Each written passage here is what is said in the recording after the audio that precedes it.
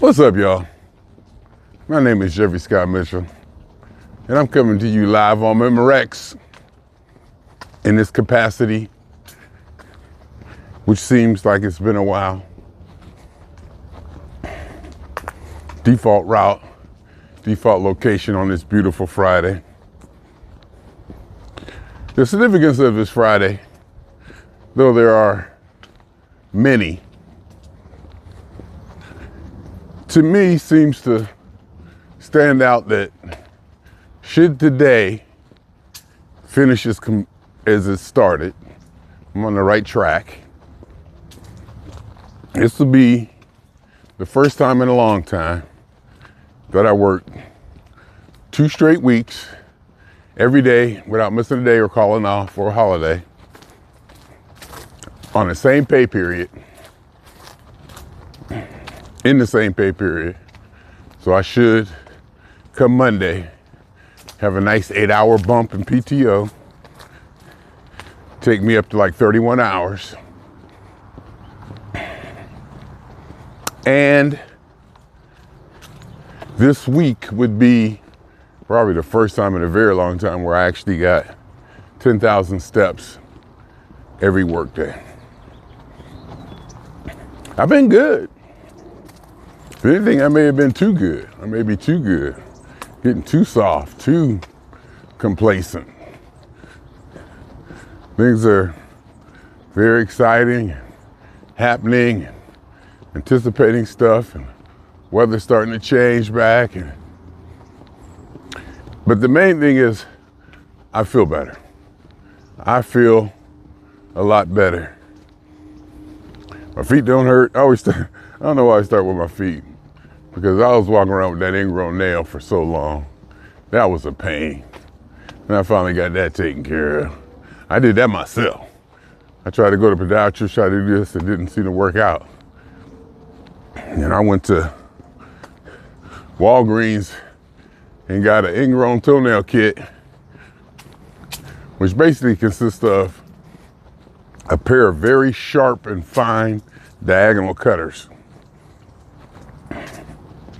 I was able to go in there and just cut it out. I think I suffered through that for like months. Maybe like a year off and on I had pain. Anyway, that's headaches, sinuses. Haven't taken Excedrin in a couple months. Seems like sinuses are okay. I can breathe. Back doesn't hurt, head, and I feel good. I feel really good. And what I found that translates to is I operate better. I operate much better. The day goes a lot smoother.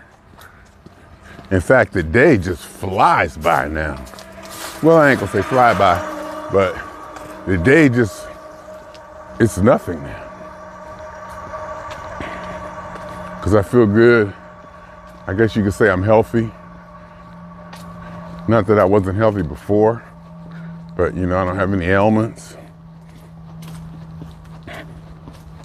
So I feel good. Feeling good feels good.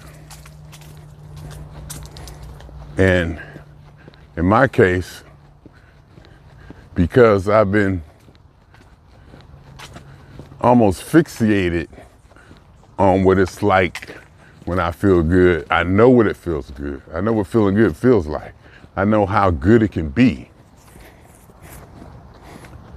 Mentally, psychologically, spiritually, physically, I know what it's like to just walk around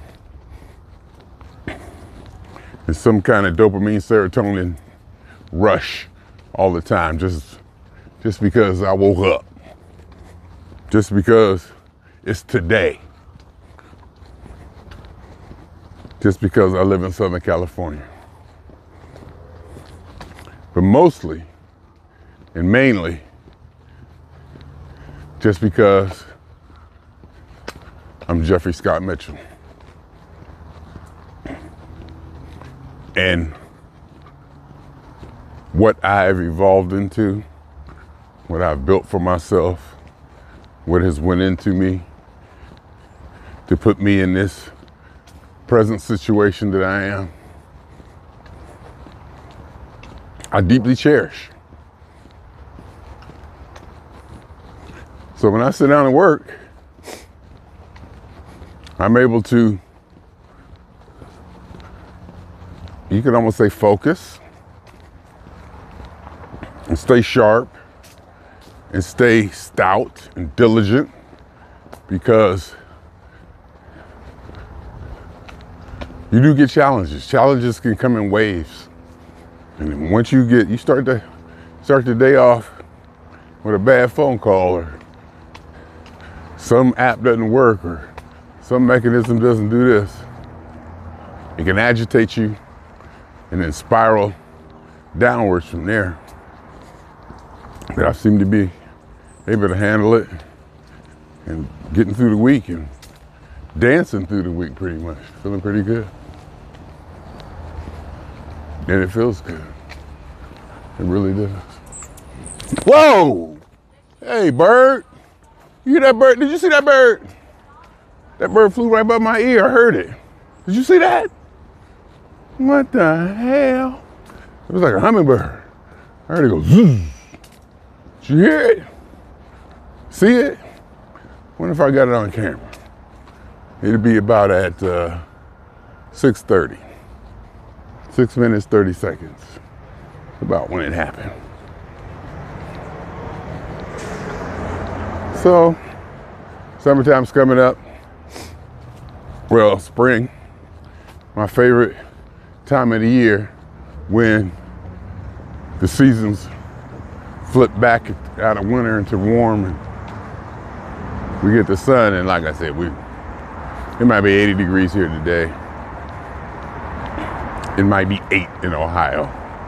So I'm not bragging or complaining.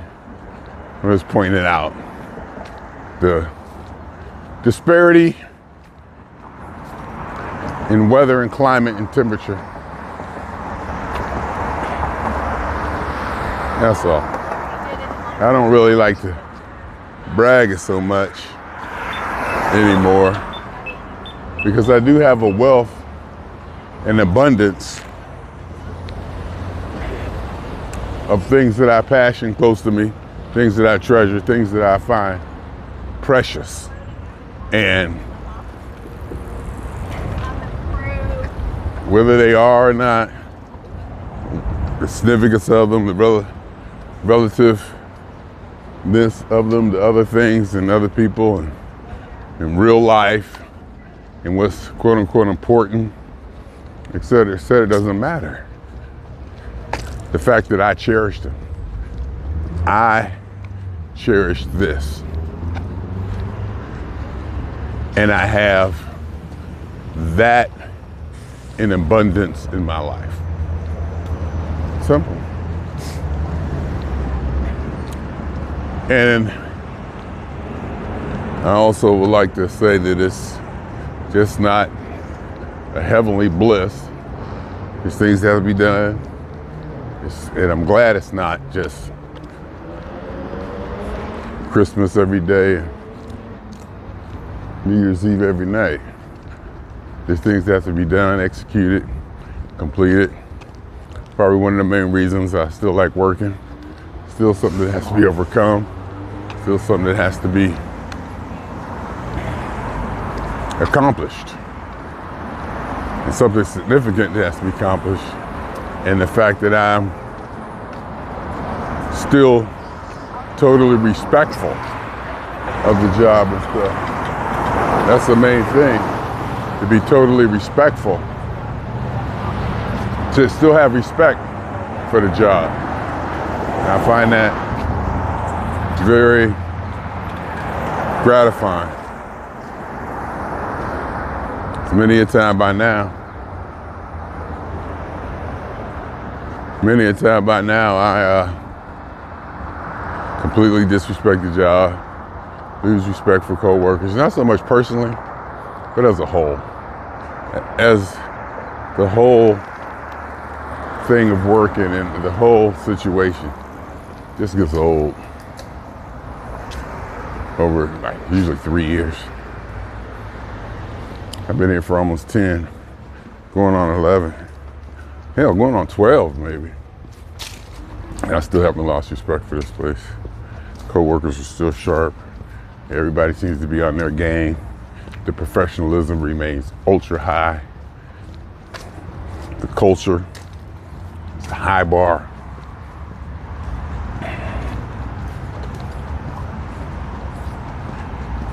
So that's where I'm at. So I just basically been going through it. I've been getting stuff done at home, kinda. There's a lot of things I want to do along the, I still have a lot of goals along the Jeffery TV legacy and things I want to accomplish. Jeffery TV, I got things laid out. I catch myself being lazy sometimes. I get off work, I don't feel like doing nothing. Saturday, Sunday, I just want to rest. And who knows, maybe when I retire, I can transfer that energy from work into Jeffery TV legacy stuff and get stuff built, get stuff done. Who knows,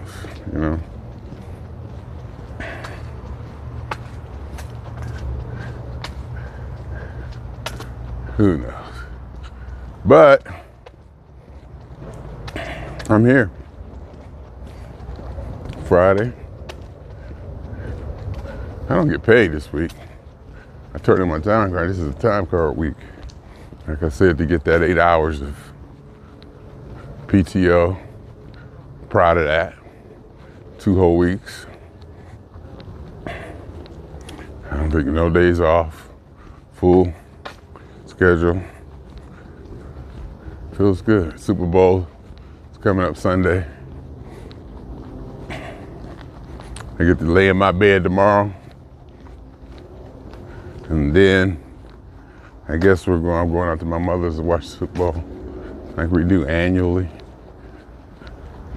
I think that's the way it's set up. We'll see. Things don't get too lazy between me and my sister. We just decide,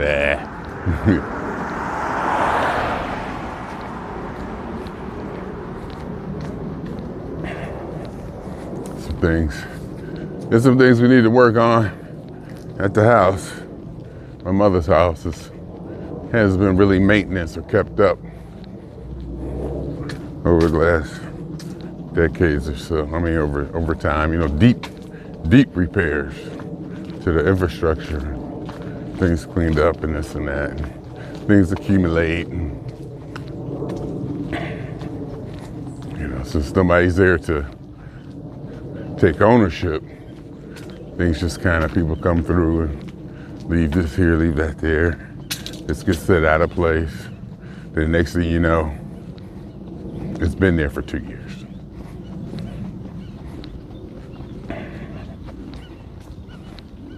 Then you got people who assist with your mother and this and that in the house and just don't have the sense of ownership or sense that, what really needs to happen. And some people, quite frankly, just don't have it at all. They don't have no sense of what to do. The word I could use is common sense. They just weren't given that common sense in certain situations. That, overall, not sense of duty or obligation, but how to step up and make it right. They just don't, we're never taught that or built into them. Sometimes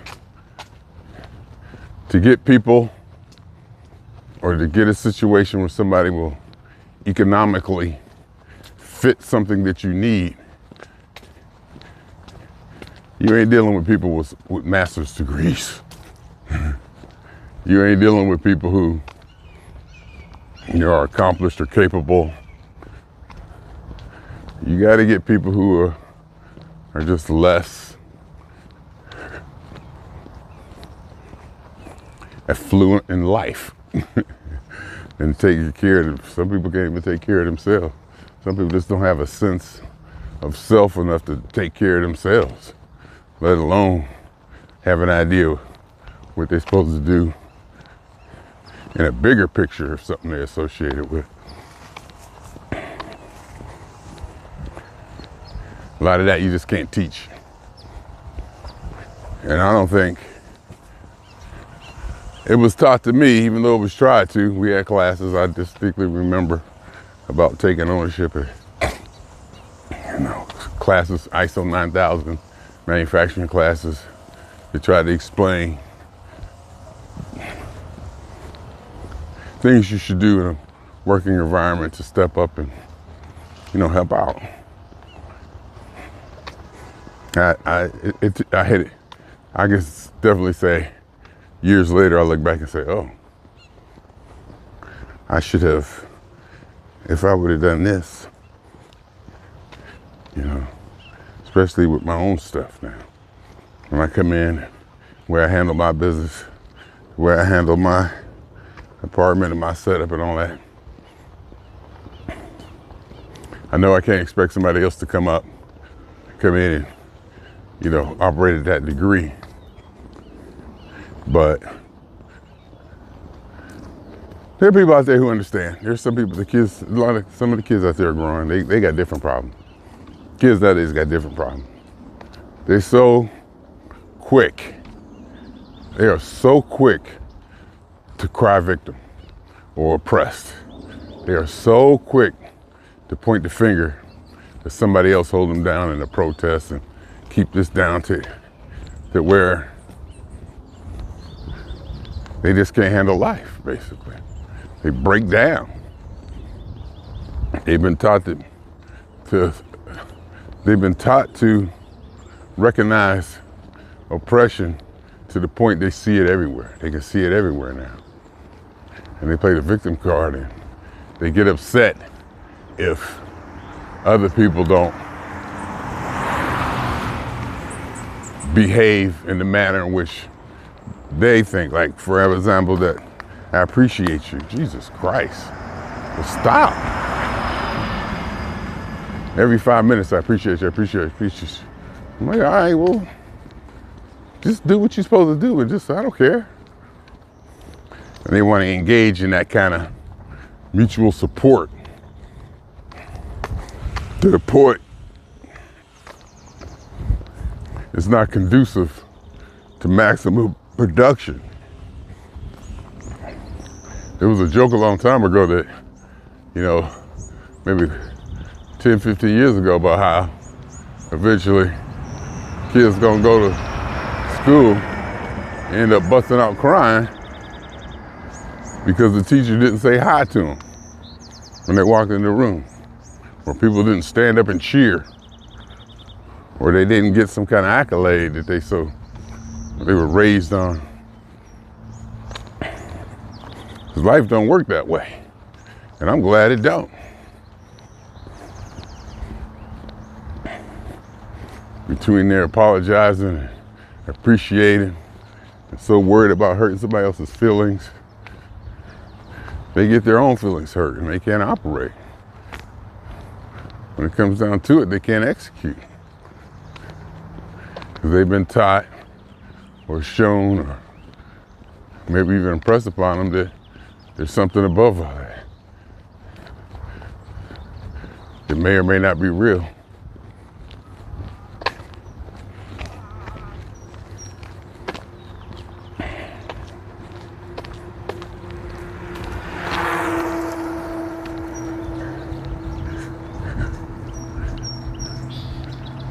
So they're dealing with that. Whereas my generation, we went outside and played. And we went places we wasn't supposed to. We rode our bikes. And we got dirty and we jumped out of trees. And I like the way we turned out.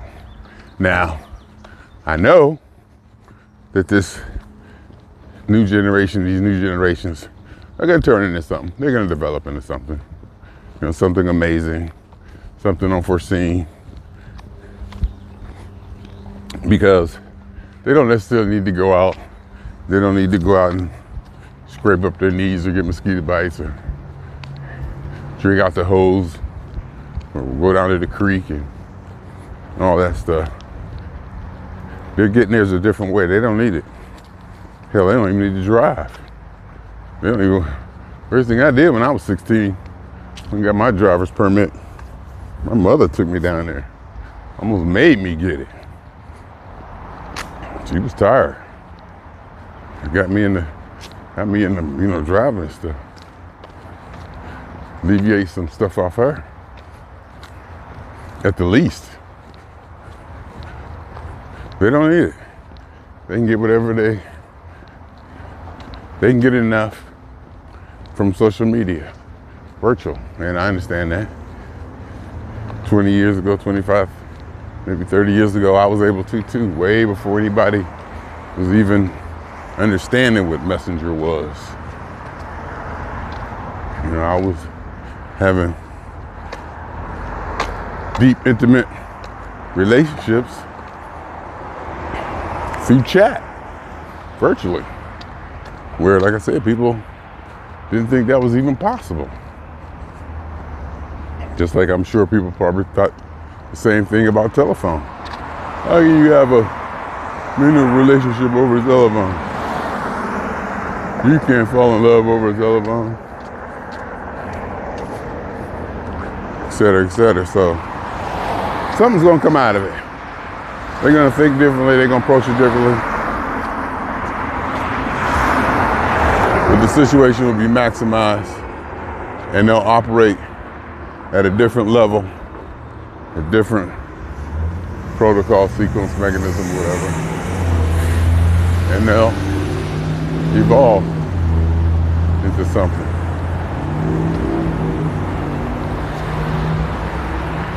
So I ain't worried about them.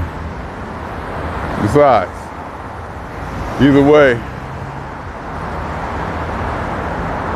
I'm gonna get mine. Either way, I'm gonna be okay.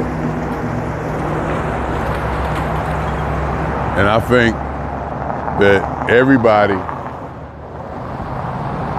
should have that idea that I'm gonna be okay. I don't know about you, and I don't wish you any harm. I wish you well. But the bottom line is, I'm gonna be okay. And it's my responsibility to have that and to be that. It's my duty to put myself in that mindset that I'm responsible for me. I am the one who needs to take care of me. And hopefully by a certain age, you've acquired certain skills and traits and abilities to help you be an independent adult.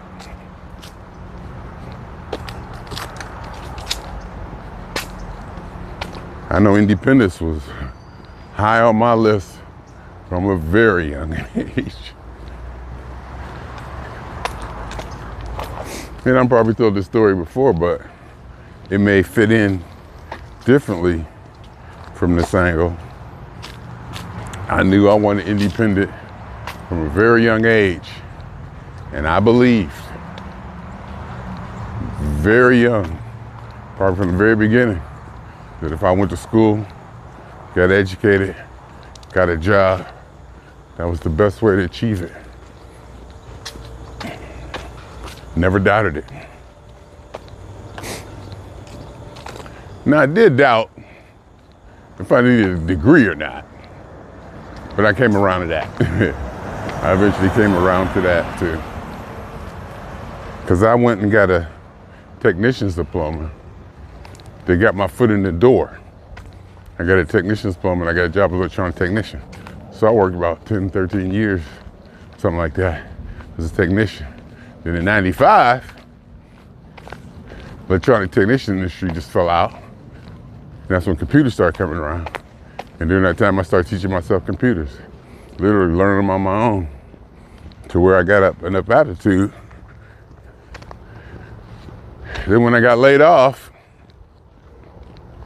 and some opportunities were presented to me to go to school for networking, I had a huge leap or a huge lead or more education or advanced or whatever the word, advantage over people who didn't know computers as well as I did.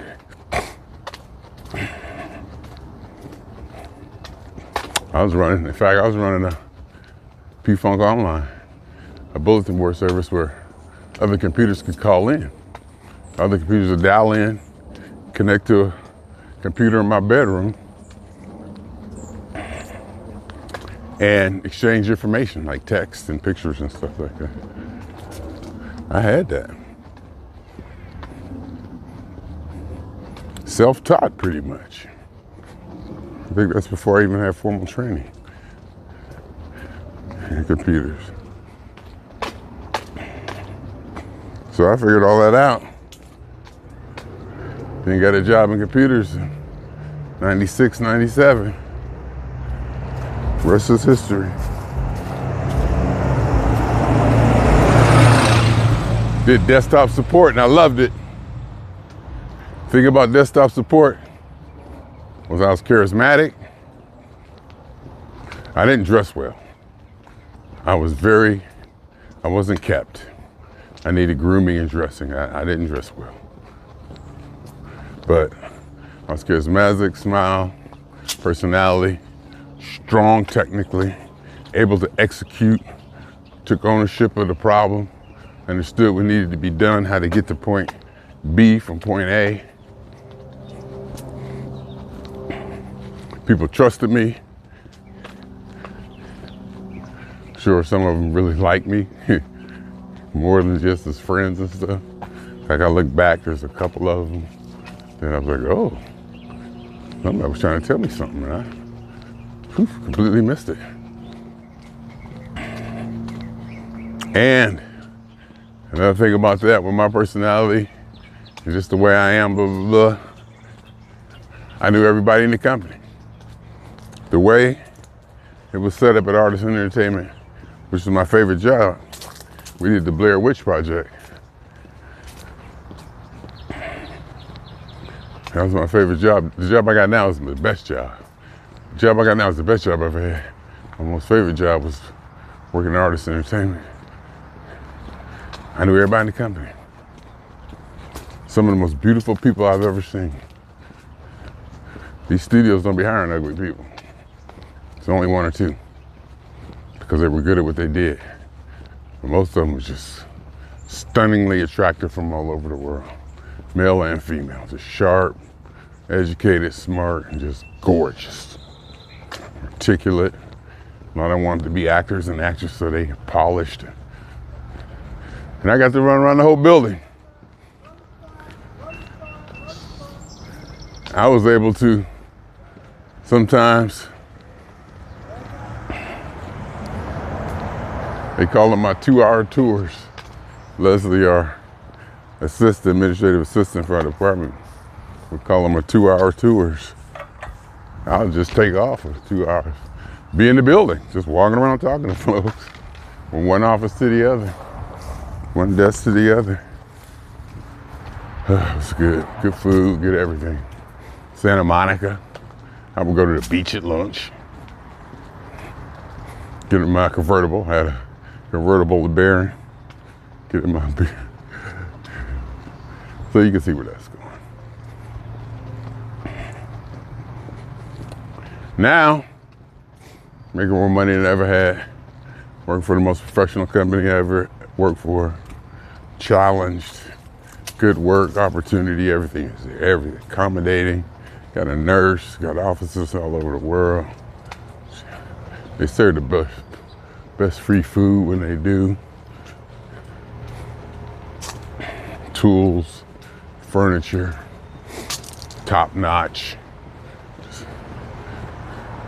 There's struggles. You know, we're going through some technical changes, major that, you know, struggle, and it's kind of good. make people do some work, figure things out. Make people, not just coast through. System goes down, somebody's name is on it, they're responsible. That system goes down, you're talking about costing a company millions of dollars. So, there's pressure, and it trickles down. But since I work globally, technically, used to be globally now, since we got office in Manchester, handles that side, and graveyard, we don't have graveyard anymore because Manchester comes online.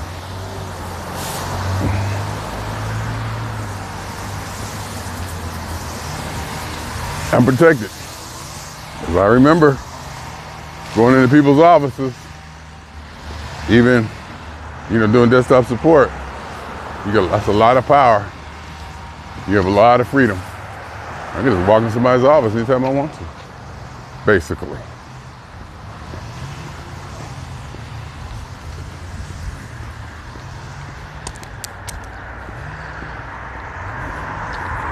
I remember one time I had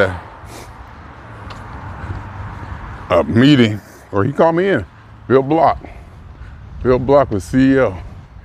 Really cute, really Hollywood kind of guy. Him, Mark Curcio, and Amar Malin. They were the three that came in and took over Live Entertainment. Live Entertainment was the Menendez brothers. They had a big catalog, tapes and titles, and it was valuable. They went and bought that, and they turned it into a production company or distribution company, one of those. That's how we sent Bill Block, Mark Curcio, and Amir Malin over to Cons or one of those, and with one of my laptops that I worked on, put together laptops for them so they can connect, communicate. They went over there and they bought Blair Witch Project. Came back with it, was excited about it, put it out, next thing you know, boom.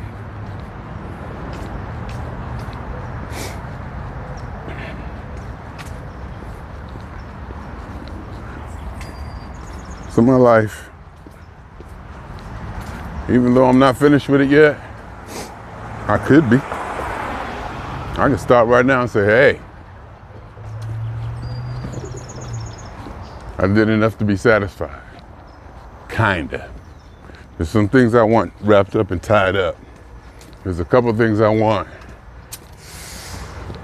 to be more solidified for when I'm not here, after I'm gone, to endure and to continue after I'm gone. And a couple statements I want to be more clear, and a couple ideas I want laid out a little bit more concisely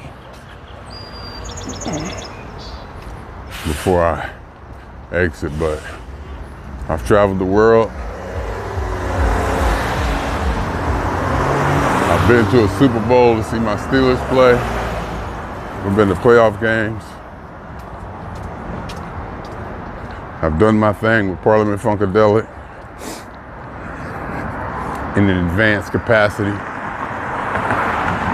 It's even been said openly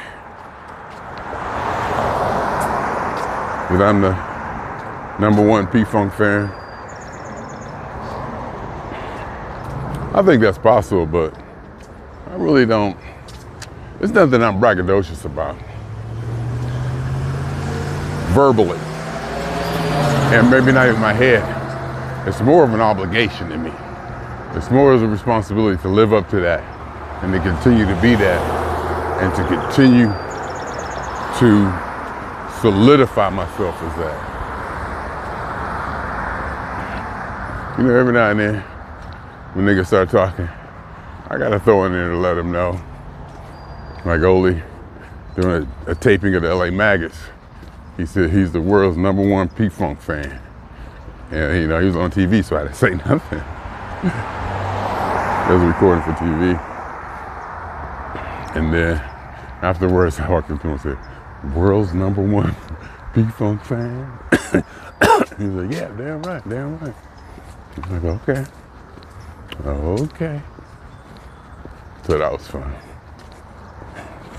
I teach like that because they all most of them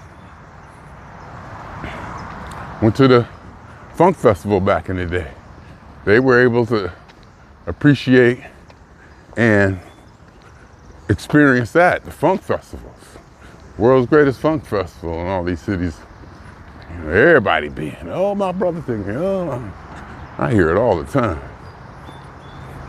And I playfully, and sometimes maybe even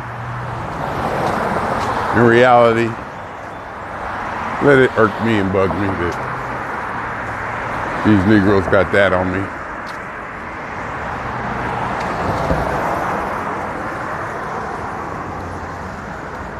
But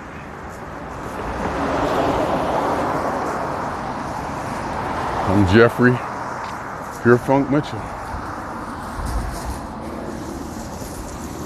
And if I am the #1 P-Funk fan,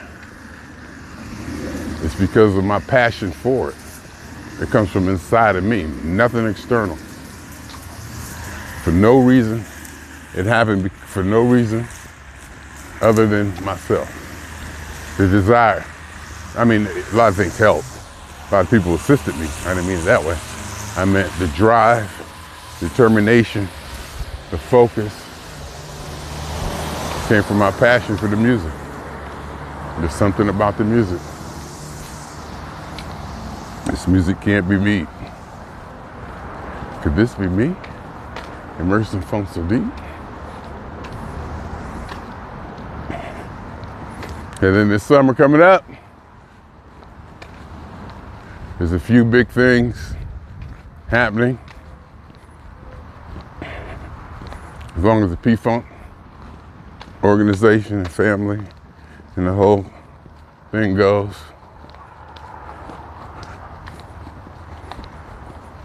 And to me, the significance is that it seems to be being done all in-house. Clinton family, the 3 GPs family, and their organizations that they built over the years just come together. They kept it in-house. That's the way I see it. I could be wrong. That's another thing I want to say. I came up with kind of like last week. I want to reserve the right to be wrong. I never want to lose the ability or the freedom to be wrong. I just sometimes want to say something that, now it's not a lie. I'm just wrong. There's a difference. I want to retain the freedom to be able to say something that's wrong, to say whatever I want at any given time, at any given moment, about any given thing. I want to retain that always. And being wrong is very important, to have the ability to just say something that ain't right. Not a lie, but incorrect. Because you can't lie accidentally. There are no accidental lies.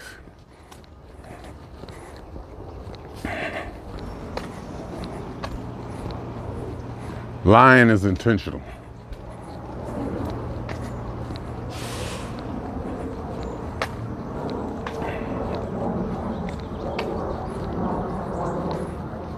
And that's something that I always want to hold on to.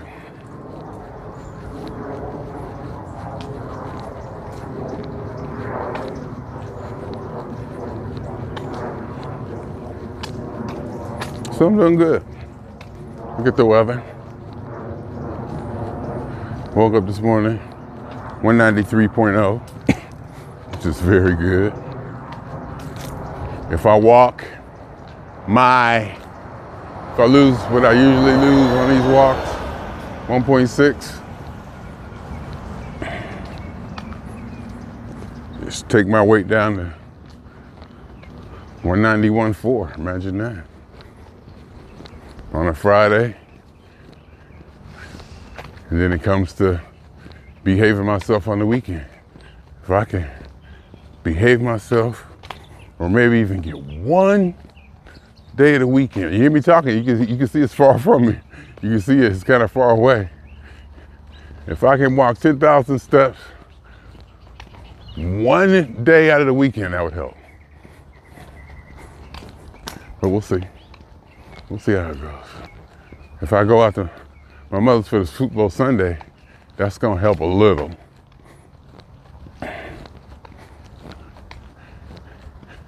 And if I could walk tomorrow, and of course walking, even if I come home and go back to bed and eat all day, that walk, it's major.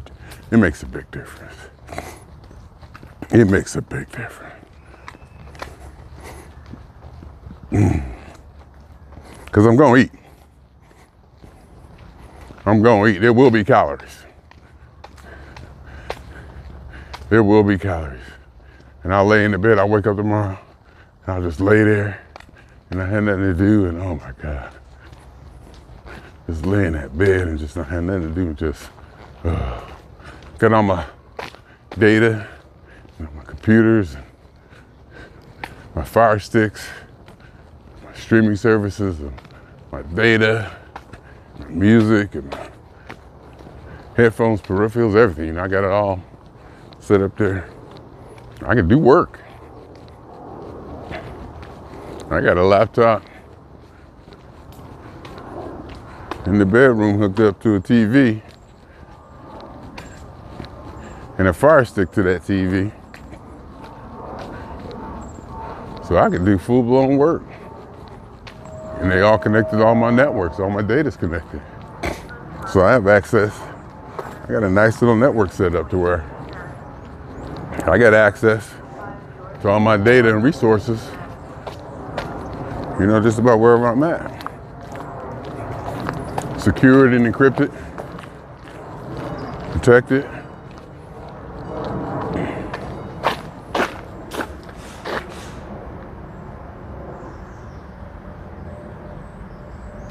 Felt something in my nose I wanted to blow out. You see it? Yeah. Guess you can't. But it's a good time. It's February, nice weather. Friday. And I almost look forward to the anticipation of clocking out this evening. Actually working through. I'm excited about working. Like Christmas Eve. And get off work and eat some food, do what I do, relax. Know when I don't have to get up tomorrow. And just be in it, of course, yeah. Get my bag of miles, which I will stop and get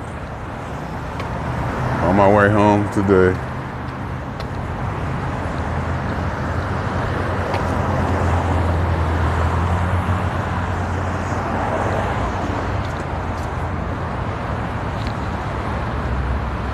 So, as soon as I get off work, we go at it.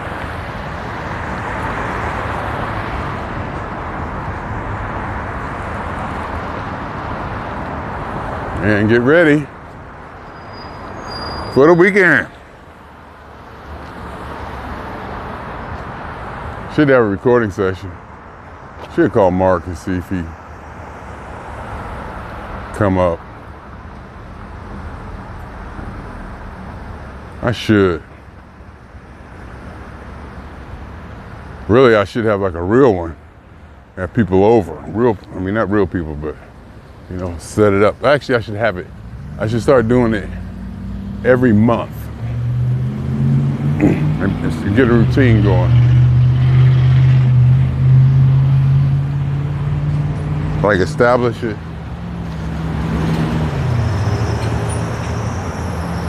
Third Saturday every month or something like that. And just keep doing it. No matter who shows or who doesn't. Just to build up the routine. There's some things I want to do.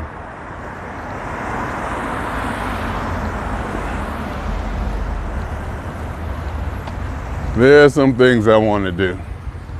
Things I want to accomplish.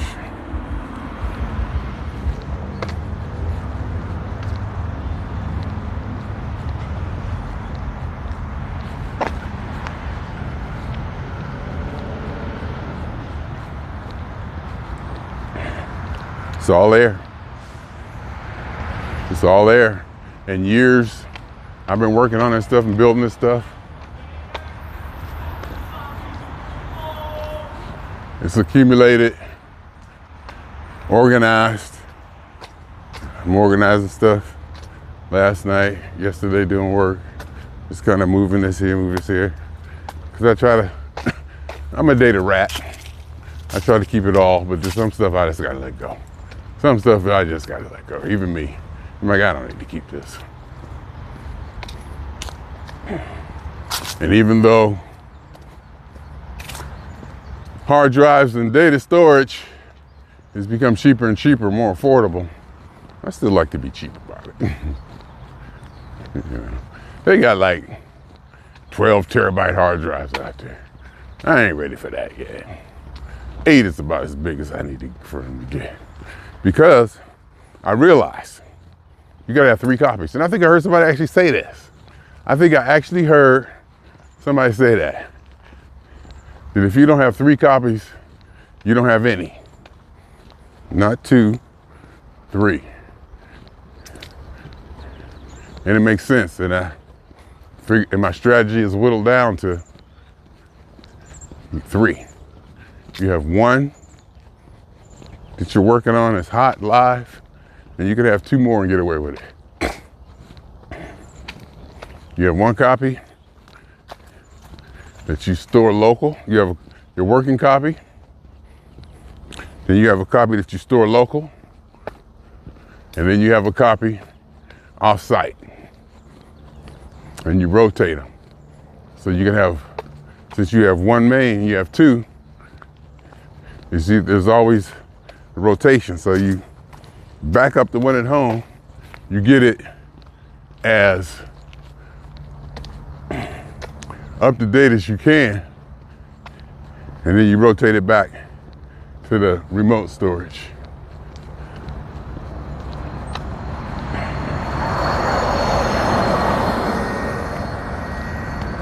And then you switch them back and forth. So you always have off-site, you know, a fairly late copy. And then since you got 2 at home, you hide one at home, keep it, you know, separate place. I think that was that guy hollering.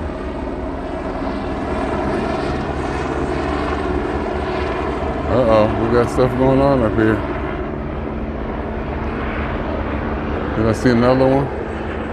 Oh, they gone. Thought I saw 2 of them here. Where you at? And I hear another one. There's another one. What's going on? Something going down up here. News. There's like something going down.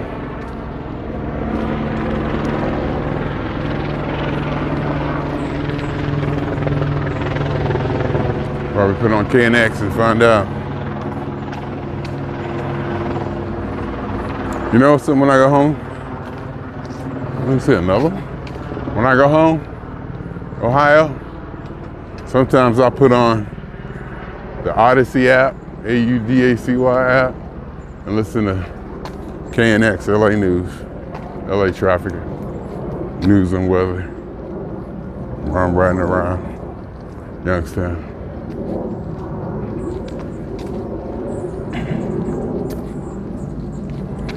So here we are.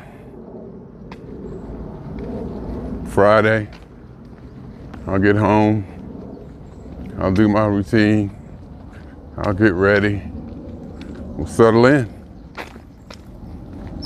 Before I know it, it'll be lunchtime. And then going to shift in. Then I'll punch out. Put the laptop up. Ceremonially or so. Put it up.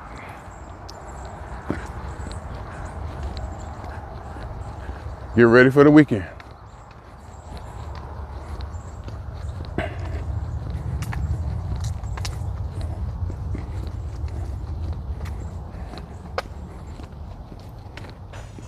Feels good. Feels pretty good.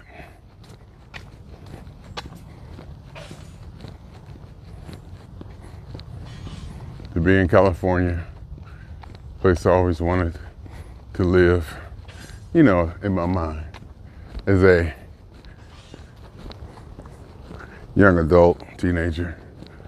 California, ooh. When I grew up, I'm living in California. I came out here and I made it. You know, with the help of a lot of people, not just myself. My father, particularly, really helped me. And I established myself out here.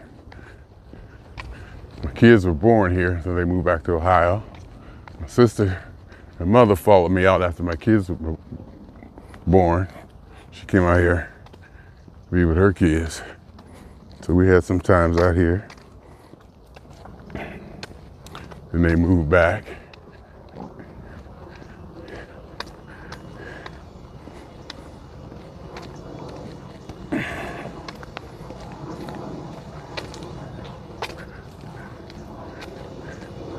And, you know, there was some drama, of course. I was drinking, so I was drinking a lot back then. So I wasn't belligerent or nothing. They just said I was, you know, I wasn't mean or nothing, they tell me. Just, you know, had my way. When I was intoxicated, which was daily,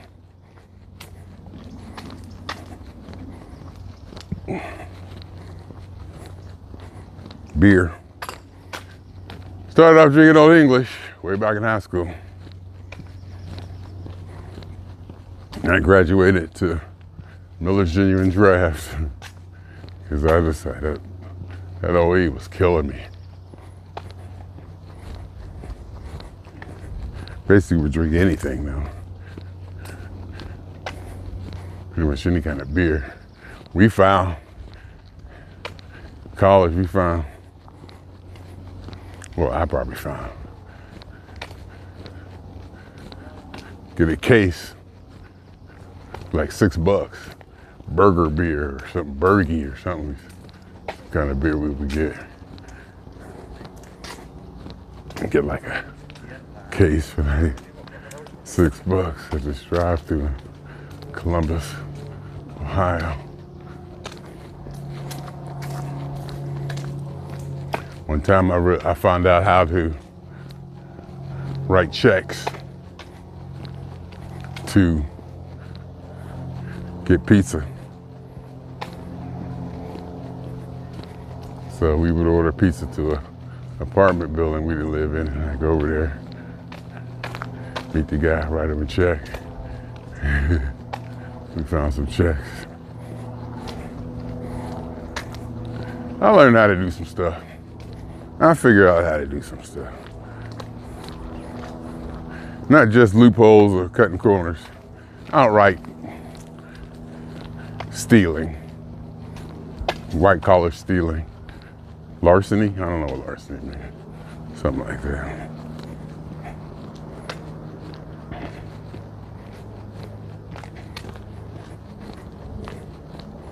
I did my stuff. Like I say, I'll cheat, but I don't lie. You leave opportunity open for me to take advantage of something that may greatly benefit me. And as I weigh it out, minimal consequences, et cetera, I'll do it. But if you ask me did I do it, I won't lie. I may not tell you that I did it, but I won't lie. Then eventually I'll fess up to it and say, yeah, right here. Because for the most part, I'm not going to do anything that's going to be too detrimental to this Jeffery that I built. I'm not going to do anything too much that's too threatening to what I got going on. I'm not going to risk it. I built too much. Gotten too far, accumulated, maybe you could say. Really, my accumulation ain't that much. It's my knowledge. About knowledge and the use of my capabilities that really, I would say the bulk of my power comes from. Power, whatever, strength or attributes or whatever.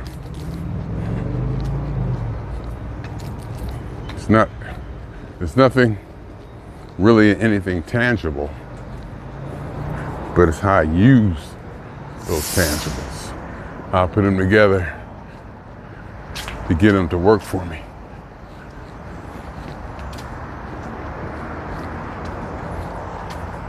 And accomplishing things that I want to do and say.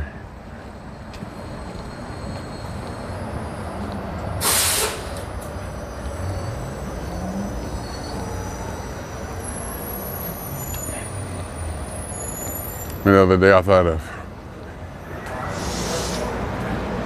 a saying that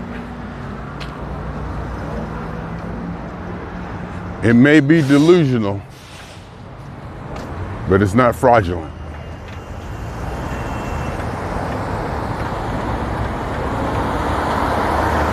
It may be delusional, and I definitely have delusions in my life and fantasies and ideas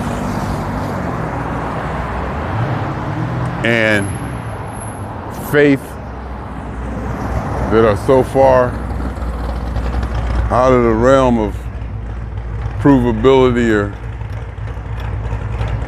that they are delusions. But they're real, they're not fraudulent. No, they may not be real, they're not fraudulent. They serve me.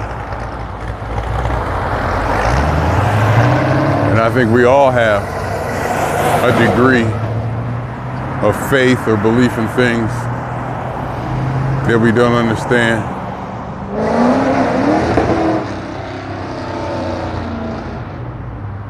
Or an idea, or ideas that help us get through this or get through that or accomplish this or accomplish that, where we probably fool ourselves, there's no doubt. We probably fool ourselves into thinking this or that.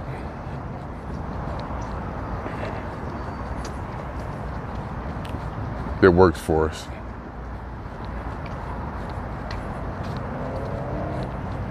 I don't know. I don't know.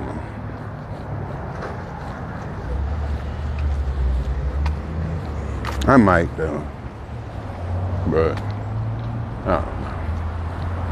I mean, I do know to a degree, but right now I'm in a more just coasting on it, floating on it.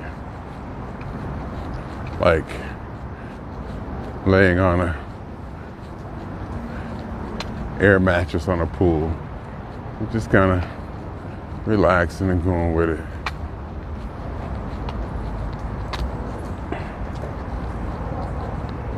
And it feels good. It really does. It feels really good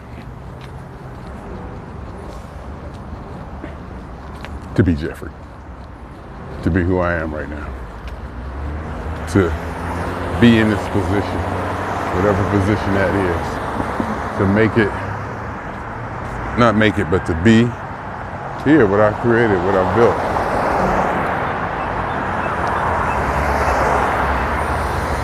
Took work, took determination, took accomplishment. Not burning any bridges, not getting no prison record, not doing something, getting a mark, not even no bad credit. Credit's 800. Foundation money. And I always believed that. I've always believed if you, quote unquote, live right and did right, you'd be successful. Or not you'd be rewarded. Yeah, I guess over the years I could say you'd be rewarded, because I can distinctly see and recognize that where my personality, understanding, and just good nature and honesty and fairness and truth and all that, definitely, I'm definitely rewarded from that. If it's not respect or understanding, the way I'm looked at amongst the people I deal with or work with, because I learned how to be that crazy guy, funk guy, this,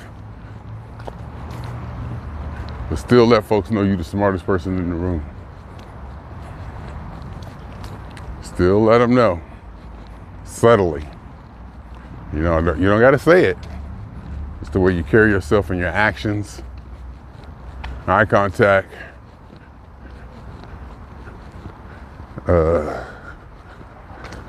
confidence, stance, stature, energy, before I even talk.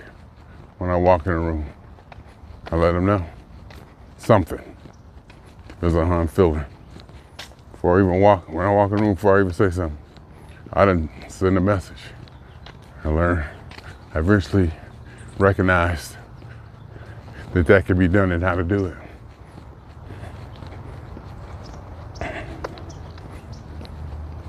And here we are in this Hollywood city, the city of the stars, moving, grooving in cars. That song is Hollywood Swinging. It's a dream about California and Hollywood. It was a 45 that I was able to play on my mother's JCPenney stereo. This is back before I could buy records myself. That record was there for whatever reason. I don't know why. I don't know if Brent and Nancy had it in there or my mother bought it. But it was a stack of 45s in there. We'd play. We were allowed to play. We had the spindle and the little cartridge thing you put on there if you want to do a stack of 45s. Hollywood Swinging was one. So I grew up literally with that. Before I was even allowed to go outside and play right, I had music. I had those records, Psychedelic Shack. And then when I was old enough to venture into my own music, I got the song Fire by How Players, Commodores. No, How Players. What did I say? Commodores is Brick House. Okay, so I gotta remember where Fire came in and Brick House came in. I know Brick House came, my father bought 2 8-tracks from the bowling alley. This is when 8-tracks first came out, and I threw one in his car. He let me put one in his car. So I put 8-track in his car, and you know, he allowed me to do that.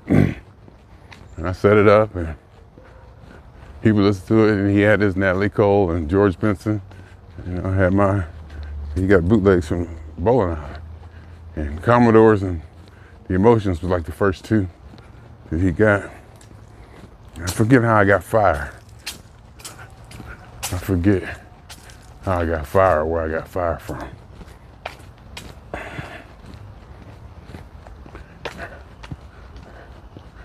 trying to think about it. Was it an 8-track? Yeah, because I think FOP was on there. So it was an 8-track. I think FOP was on there. Fire. Far from George's Party Shop. Used to get them for $3 a tape. $3 for 8-track. Bootleg. Nothing but text and text and a label.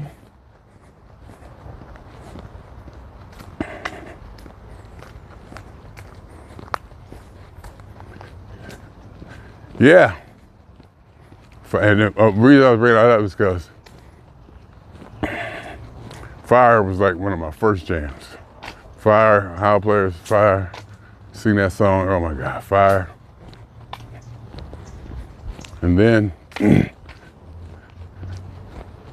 group of cats I hang out with out here performed under the name Stanky, Oli Nero, Barry Chenault, P.A.T. Miller, Chris, I don't know Chris's last name, Tate, I think Bobby was there. Did I forget anybody? Ponytail.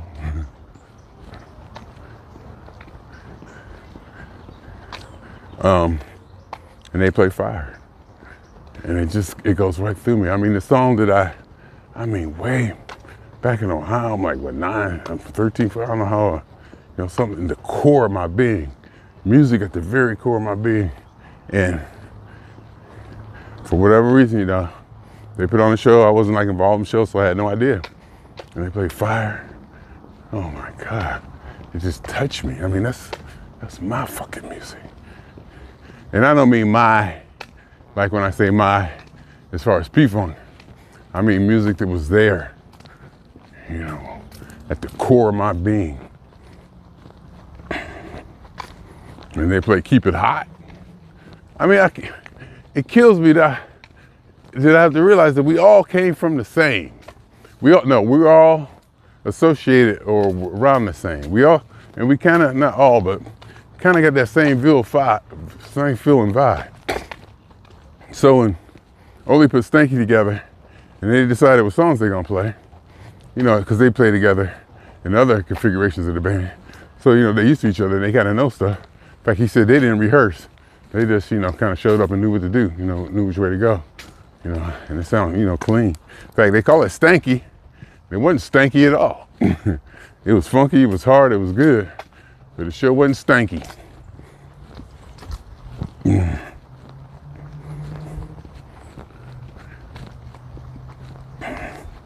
So when they come together and play songs that touch the core of my soul and being like that, unprovoked by me, not even no hints or name dropping, y'all should play. None of that. I don't like doing none of that. I like to stay back from it and be surprised like a fan. Even with P-Funk, I want to come up there, pay my money, get my position, front row, post up, and let them bring me a show, Let them put a show on, entertain me to a degree. And then with them entertain me, my responsibility is to give energy back to them as they perform. And obviously, if it's something I don't approve of, or something that I'm not vibing correctly, they'll notice that too. So not only that, they're getting information. They're getting like information or a grading or a rating, an evaluation. They're getting an evaluation. Honest evaluation. I love it all. It's the life I live in, people. And yesterday, Tony Cam sent me a video with me in it. This dude working too much. He work all the time. It's kind of like you don't want him to be on his radar, because he gonna give you something to do. And we need people like that. And I know it, but it's still like, leave me alone. Even though I know we need people like that, I'm still like, man, I don't feel like doing this, dog. Come on.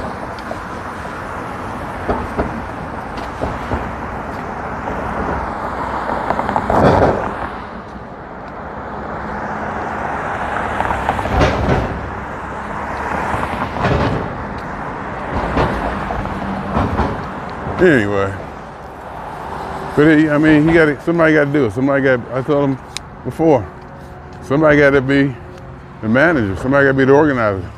Somebody got to put this stuff into place and get it to work and to be the motivating force behind all this, you know?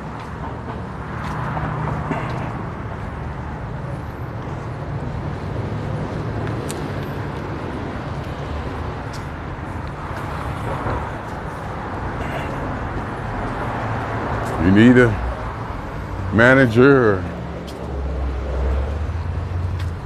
leader or supervisor or something to organize it all, motivate it. Anyway, swinging on y'all 2 times. For me, for the phone. And for every elementary particle that has ever existed in this or in any universe that ever was, is, and will be. The totality of it all, theory of universe. Hypothesis of all as one. My name is Jeffery.